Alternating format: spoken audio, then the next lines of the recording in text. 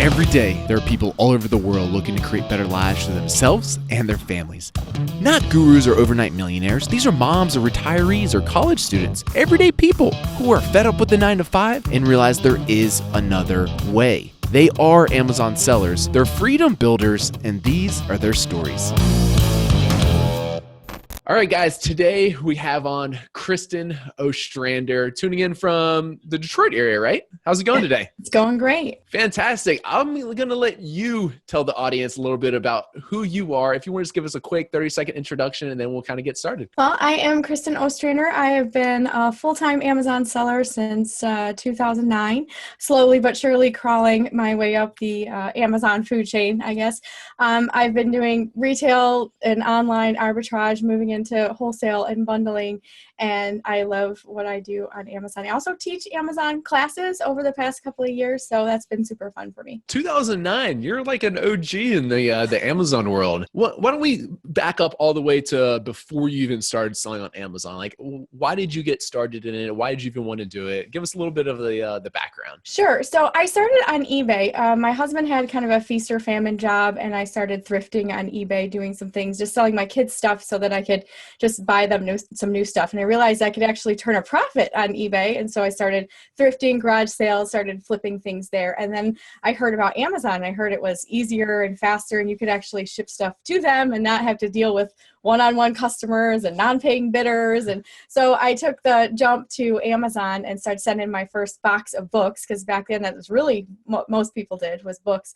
And I was blown away at the volume and the velocity and the lack of having to pick and pack and ship everything. So I was hooked since then. Nice. So you started out with books, and then how did it kind of progress after that? Well, it's progressed after that because I realized that you could sell more than books. At one point, I didn't really realize that there was anything, and there wasn't that many Facebook groups or anything like that talking about everything. Right. So you kind of had to learn things on your own. And I think Amazon sent me an email at one point that said, hey, you can expand into other categories and you can sell other things. And I had no idea. So I started, doing some retail arbitrage and finding out that, I call it the Midas touch days. I mean, back in the day, you could go into any store and pretty much scan anything and ship it into Amazon. So it was really fun to get into things besides books. Cool. So then if we fast forward all the way to today, could you give us any insight on kind of like what you sell today or what models you use today, whether it's, arbitrage or private label or whatever? So we are 95% wholesale bundles.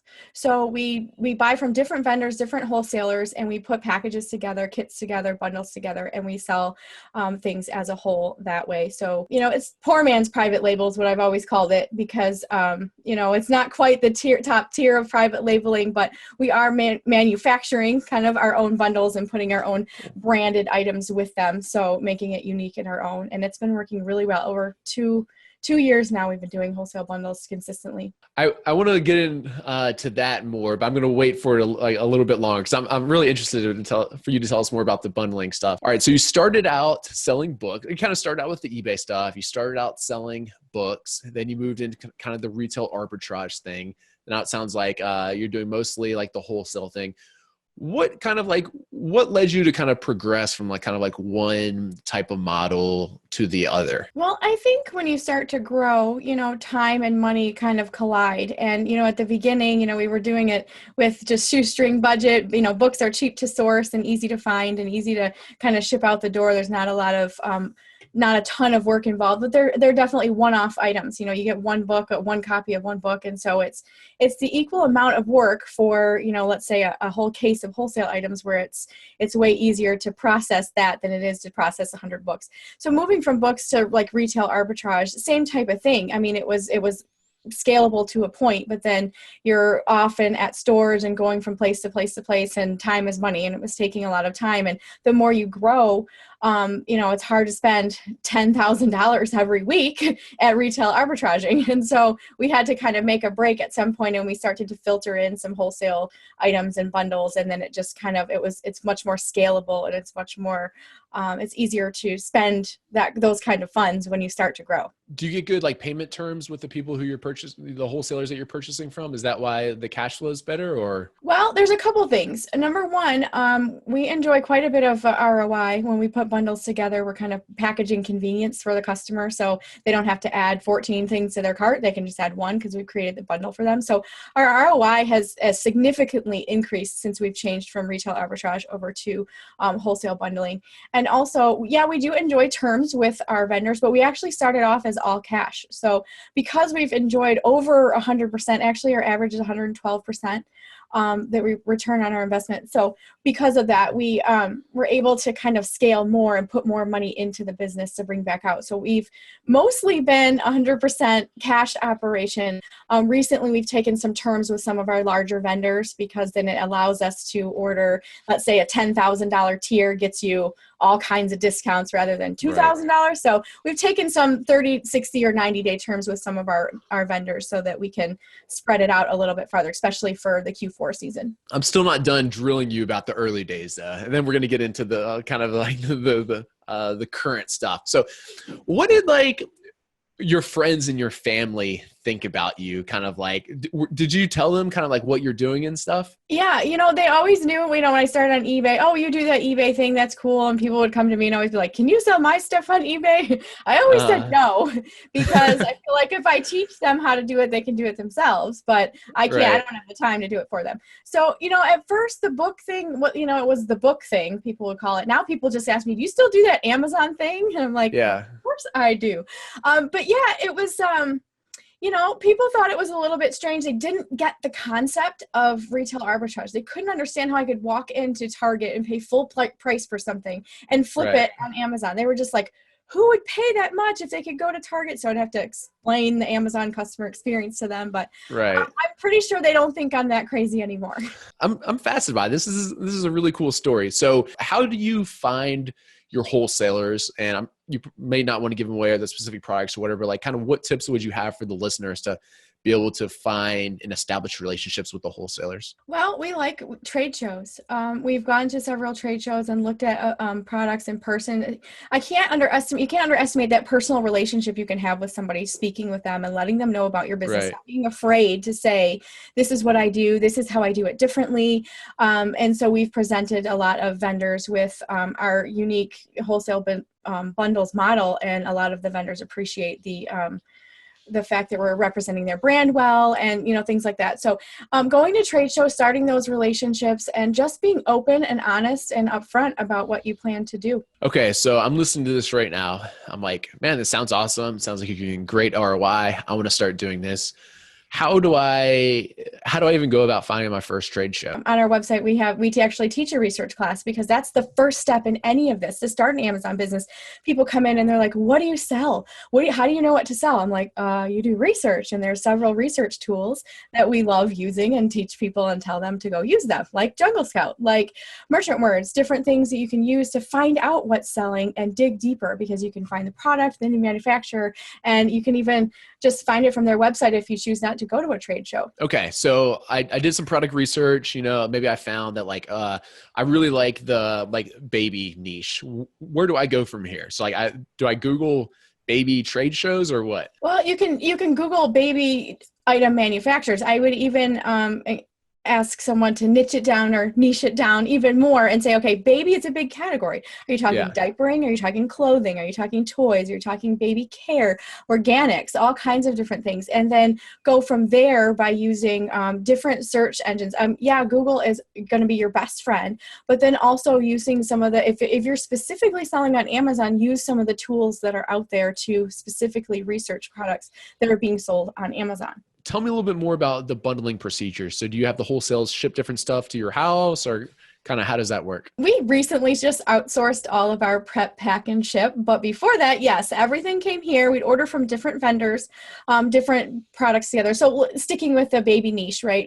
Say you're going to do a diapering package or something. So, or like a baby newborn kit. So, you order some lotions and, things like that from one company, and you'll order some baby bath towels and hooded towels and maybe a cute little washcloth set or something, and from a different manufacturer. Ship it to you. You make it pretty in a poly bag or a box, depending on what type of product it is, and you create the listing for it, and now you have a brand new bundle gift product that you can now sell on Amazon. So it sounds like all this is going really well for you, which is fantastic.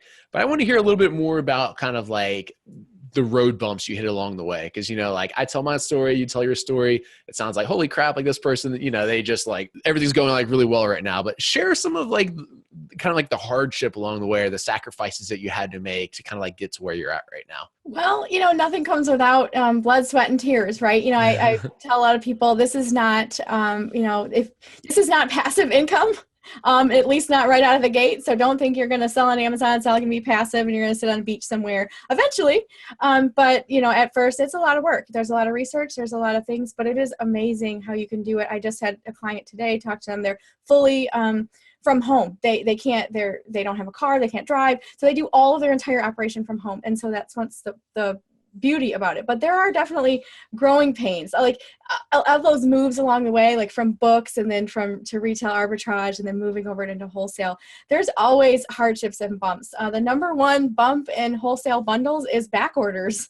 Your manufacturers don't order enough product, and then you've got a bundle with one component missing. So you have to kind of wait on it. So ordering enough and having enough manpower, I guess, to kind of keep up the stage where you need to start outsourcing your hiring is always a growing pain when you're moving up in the Amazon world. What about, can you think of any specific kind of like horror stories that you've had where maybe you've lost a lot of money or just gave you sleepless nights or anything like that? We've had some, like what I call bundle blunders, where we put something together and it just didn't sell for whatever reason. Or, you don't do your research properly and something's restricted that you bought for a bundle and then you're kind of stuck with it and have to sell it on other platforms. But I think I haven't really lost a lot of money. I'm very careful, take a lot of calculated risks. And right. I think one of the biggest things that holds me back is I'll only order a small test of something when I know I've done the research, and then I sell out in 2 days and then I have to wait for more. And that obviously causes lost sales, and it's kind of a bummer. How do you go about researching to see whether a product's restricted? There's several ways that you can, check, trying to add it to, Amazon, and it'll say this is restricted for whatever reason.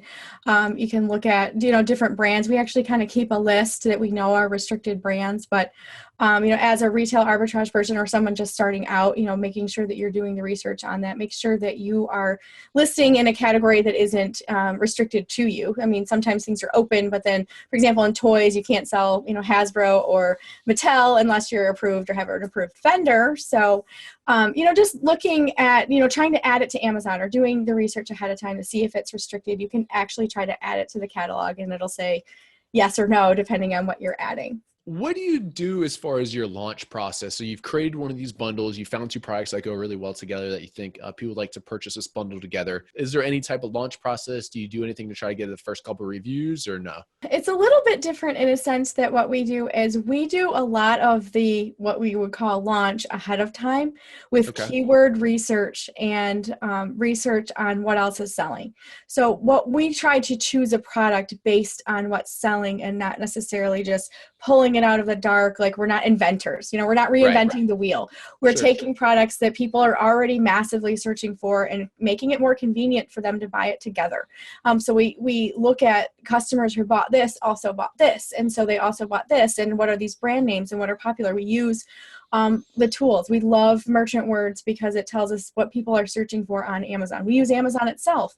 We use Jungle Scout, and we use other, even Google. We look at things that are, and we're not selling the number one top sellers. We actually stay away from that. Instead, we go backwards and we look, around the, 1,000 sales rank or more, even like not the top 100, but maybe the top 1,000, because it still gets great velocity, but you're not competing against, 700 other sellers for that number one spot.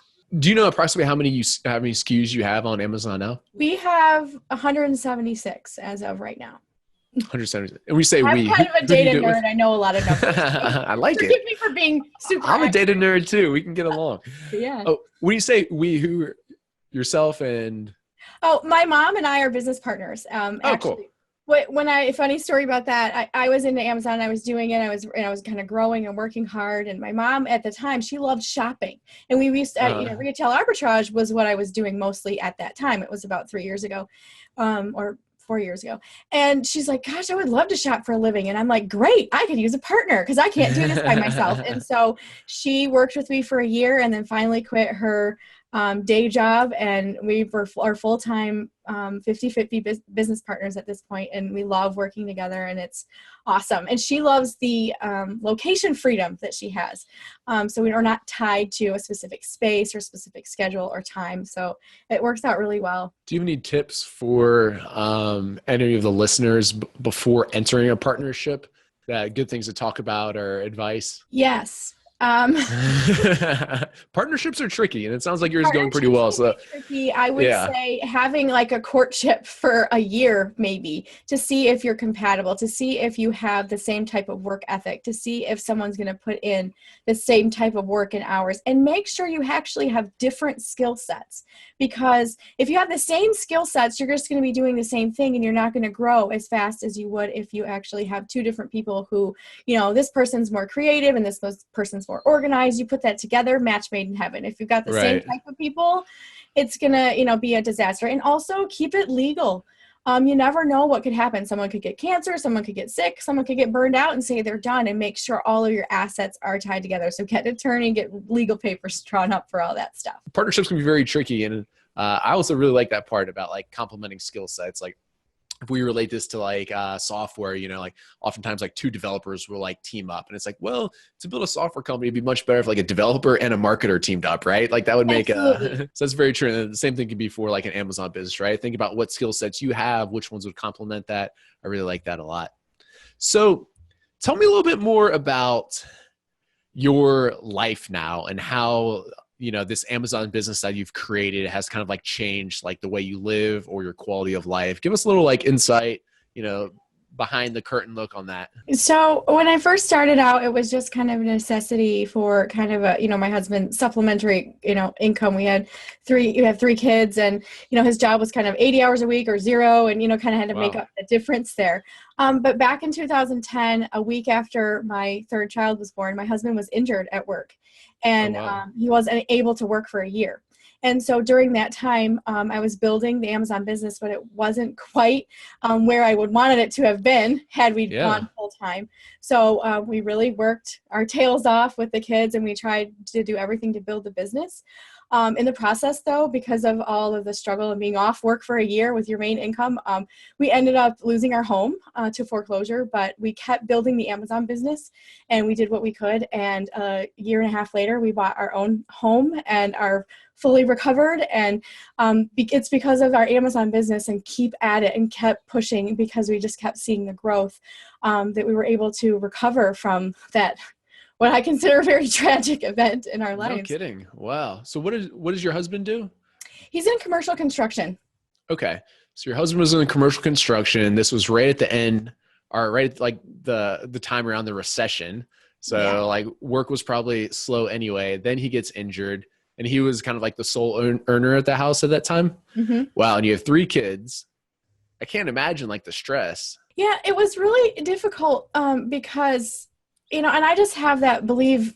I just had that belief, seeing the growth from Amazon from, the early part of 2009 to 2010 when this happened. I had been at it for a year, and I saw the potential.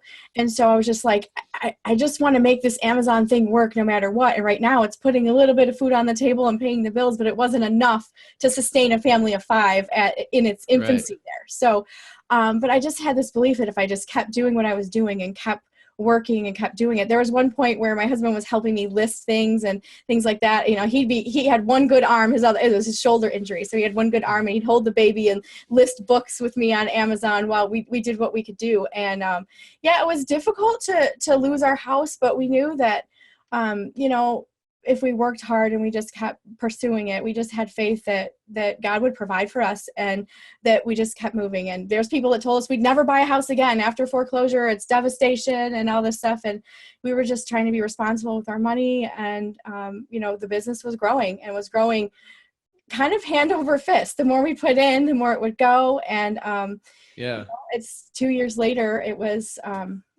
awesome, and it hasn't slowed down since. So we're very thankful for that. So what would your schedule look like back in that time, 2009 time or whatever? Because you had 3 kids. You're obviously juggling a lot of different stuff. Like, kind of like, what hours did you work on the business? What hours were you helping care for the family and all the, I'm sure, other tasks, duties you had to do? Yeah, actually, I wrote a book on this. I called it 15-minute hustle. And since my son, when he was born, he was very rambunctious and wild, and I couldn't leave him alone for longer than 15 minutes. So I started 15-minute hustling, which is like, what can I get done in 15 minutes? I'd make a list of things like household chores and business chores and things like that, or business tasks that need to be done. And every time I had a 15-minute window, I'd tackle something from that list. And so slowly, I call it baby steps, slowly but surely, in 15-minute hustle at a time, with baby steps. I just kept building. I didn't let excuses stop me because I didn't have 3 hours of time. There Right. were some late nights where the kids would go to bed and it'd be like from 9 till midnight. I'm, listing things and, doing all the back end stuff that needs to be done at Amazon, or nap times, and did what I could do. But we made it work because I believed in it and I kept seeing the results that I was hoping for. And so it just kept pushing me to do 15 minutes at a time. I kind of built it while the kids were still little. I love your like your personality on this, right? Or like, kind of like, oftentimes people in that scenario, they would make like excuses why it wasn't working for them. They're too busy with the kids, or this or that or the other thing. But yeah, I think definitely kind of like your character really shines through here, that like you're willing to do whatever it takes to make it work, which is amazing. So tell us, so what would you mind sharing some revenue numbers with us, kind of like where the business is at today? So just a little bit of a perspective, I started with about $50 in a pile of books, and late 2008, I want to say it was like December. So my first real year was 2009, and now we do over $500,000 in sales. We're 95 to 98% wholesale bundles. The other little small percentage is just a little bit of retail arbitrage that I still loved thrifting and finding that, golden nugget of something that's like a rare book that's, worth $250 or something crazy like that. So that little small percentage is just a wiggle room of still doing some of the super fun stuff. So that's where Right. we're at, and just gradual growth. I know that some people go from 0 to 1 million, but we're really comfortable right here. That's amazing. Start out with $50. Now you're at $500,000, which is incredible. Very nice monumental achievement. So congratulations on that. And then, so how is, we started to touch on this a little bit, but so give us a little bit like of insight now, kind of like how your life has changed because of this. I work about 20 to 23 hours a week on my Amazon business. Most of I like that. that 20 to 23, exactly, don't you? I'm sorry, I do. I'm constantly telling, our students and clients that they need to know their numbers because they need to know the value of their time and what they're spending it on and things like that. So I have to practice what I preach. So about 20 to 23 hours a week is average. It's actually going down now that we've outsourced all of the prep, packing, and shipping. We do mostly, I get to do the fun creative stuff. I get to put the bundles together and look through the catalogs and speak to the vendors and pick new products to feature on Amazon and in our bundles and place orders. I also have to do some of the headache work of calling when the orders don't come or aren't right or aren't correct, or, things like that. But, it's allowed me to sort of make up a little bit of the time when my kids were really little, and we were, we had that when they were younger, and we had that just crazy tragic period of our lives where it was crazy and confusing and all that. I'm home. First of all, that's the lifestyle part that I love. I don't have a commute. I put my little one on the bus every single morning. I'm here when my kids are done from school, and I can talk with them and hang out with them, and we can do things. I don't have a commute. I don't have a 9 to 5. I don't punch in or out. We've increased our income to enough to never have to worry about foreclosure ever happening again, Lord willing. I mean, everyone's that point, but being a young couple and having young kids, that was a really scary thing. And so the lifestyle has changed in the sense that just know that using all these skills that I've acquired from running an Amazon business and being an entrepreneur, that we're going to be okay. And that's part of the lifestyle that I really enjoy. So what's your driving force now? I have to stay relevant in the Amazon world because I teach Amazon classes. So in order to do that, it motivates me I want to help other people. There's lots of stories out there that are probably worse than mine.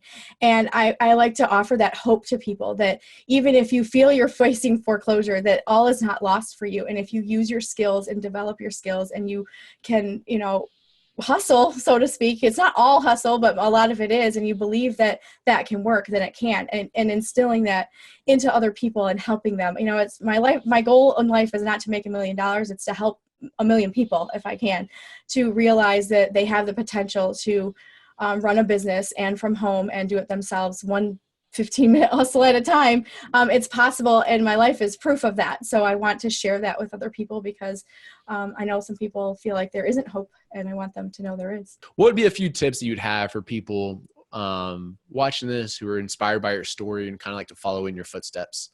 Be consistent and have a plan. So whatever it is, be consistent at it. So if you're going to start with retail arbitrage, then plan to ship a box in every single week. Plan an hour of research a week. If you have more time than you have money, then spend that time wisely by researching products to sell on Amazon, getting to know the Amazon system, learning what sales rank means, learning what categories are available to you, and discovering brands and products. And spend your money wisely. Use the research. If you can't afford all the tools at once, buy one every week until you have one, or once a month, upgrade.